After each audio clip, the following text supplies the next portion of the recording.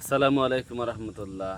বিসমিল্লাহ সালাতু ওয়াসসালামু আলা রাসূলিল্লাহ ওয়া বাদ। সম্মানিত আমার প্রিয় ড্রাগন কৃষক ভাইয়েরা, এই মুহূর্তে আপনারা আমাদেরকে যে যেখান থেকে দেখছেন এবং শুনছেন সবাইকে জানাই আন্তরিক মোবারকবাদ। আমি এখন আপনাদের সাথে যে বিষয়ে কথা বলবো সেই বিষয়টা হচ্ছে যে গাছের জেল শুকিয়ে যাচ্ছে। এই বিষয়টা নিয়ে একটু বিস্তার আলোচনা করবো ইনশাল্লাহ। তো বর্তমান ড্রাগন বাগানের যে পরিবেশ, প্রত্যেকের ড্রাগন জমিতে পর্যাপ্ত ফল আছে। যাদের ছোটোখাটো অল্প 2-4 বিঘে বা 1 বিঘে বা 10 কাঠা যাদেরই আছে না কেন, প্রত্যেকের গাছেই কিন্তু ফল আছে। এবং বিগত 4-5 দিন বা 1 সপ্তাহ ধরে যেসব জমি যে আকাশে যে বৃষ্টি হচ্ছে, তাই তো ভাই? জি। এই বৃষ্টির কারণে জমি হতে পারছে না বলে গাছের জেল শুকিয়ে যাচ্ছে। বা অনেকেই মনে করছে যে আমার কি হইলো না হইলো, গাছ একদম পুরো গাছ যদি 2200 গাছ থাকে তা 2200 গাছই তুবড়ে যাচ্ছে। তো এই বিষয়টা নিয়ে অনেকেই অনেক রকমের ট্রিটমেন্ট করে। তো আমরা কি ট্রিটমেন্ট করেছি সে বিষয়টা নিয়ে আপনাদের সাথে একটু আলোচনা করব।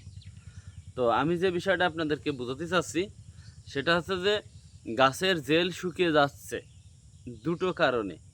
একটা আছে নেমাটোডের কারণে, আর একটা আছে যে গাছের শিকড়, যে শিকড়গুলা গাছে খাবার বয়ে এনে দেয়। তার মানে গাছের শিকড় হচ্ছে যে দুই ধরনের। একটা শিকড় মাটির নিচে ভেদ করে চলে যায়, আর একটা শিকড় হচ্ছে যে গাছের মাটির 2-3 ইঞ্চির ভিতরে থাকে। এই শিকড়গুলা গাছকে খাবার এনে দেয়। তো দীর্ঘদিন বা 1 সপ্তাহ বা 10 দিন পানি হচ্ছে কিন্তু হচ্ছে না, এই কারণেই অনেক সময় শিকড়গুলো পচে যায়। এই কারণেও গাছের জেল শুকোতে পারে, এটা স্বাভাবিক ব্যাপার। তো আমি আপনাদেরকে যেটা বলতে চাচ্ছি সেটা হচ্ছে যে আপনাদের গাছে জেল শুকিয়ে যাচ্ছে বলে আপনারা নেমাটোডের ট্রিটমেন্ট করার জন্য উল্টে পড়ে লেগেছেন। নেমাটোডের ট্রিটমেন্টে একটা হিউজ খরচ। এই ট্রিটমেন্টটা এখন আপনার যাওয়ার প্রয়োজন নেই। আগে আপনি এই শিকড় পচে যাচ্ছে বা শিকড় পচে যাওয়ার জন্য এই ট্রিটমেন্টটা করেন। তো শিকড় পচে যাওয়ার জন্য কি ট্রিটমেন্ট করবেন আপনারা, আমি আপনাদেরকে এখন বলে দিচ্ছি। সেটা হচ্ছে যে আমরা আমাদের এই জমিতে বা আমার যে সকল কৃষক রয়েছে সেসব জমিতে আমি ব্যবহার করি।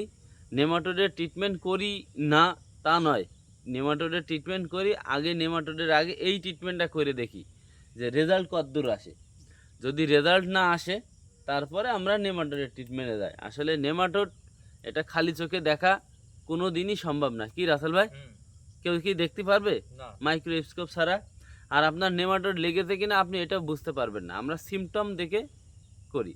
তা প্রথম সিমটমটাই হচ্ছে জেল শুকে যায়। শিকড় পচে গেলেও জেল শুকে যায়, আবার নেমাটোড লাগলেও জেল শুকে যায়।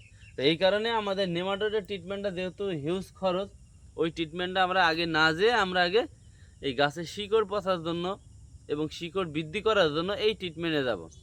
তো শিকড় পচার জন্য আমরা যে ওষুধ ব্যবহার করে থাকি সেটা হচ্ছে বিসমাথিওজাল গ্রুপের ব্যাকটেরিয়া নাশক, পার 16 লিটারে 50 গ্রাম।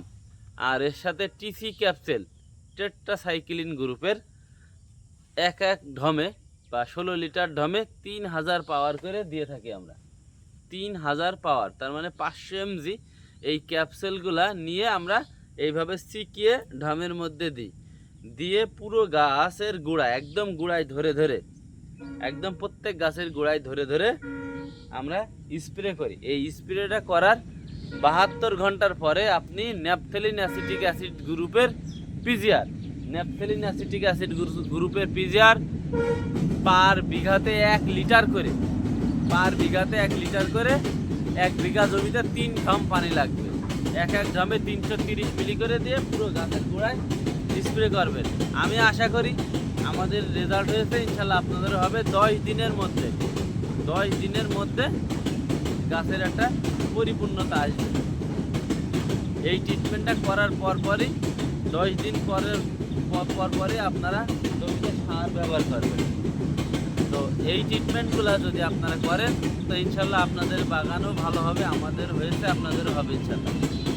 আর যে কথাগুলো বললাম এটা যদি আপনাদের বুঝতে অসুবিধা হয় তাহলে আমাদের সাথে যোগাযোগ করতে পারেন। আমাদের দোকান মেসার্স রুবেল এন্টারপ্রাইজ, কোটচাঁদপুর বাজার, হাই স্কুল রোড, ঝিনাইদহ। ডেসক্রিপশানে আমার নাম্বার দেওয়া থাকবে, প্রয়োজনে কথা বলতে পারেন ইনশাল্লাহ। জি, আসসালামু আলাইকুম রহমতুল্লাহ।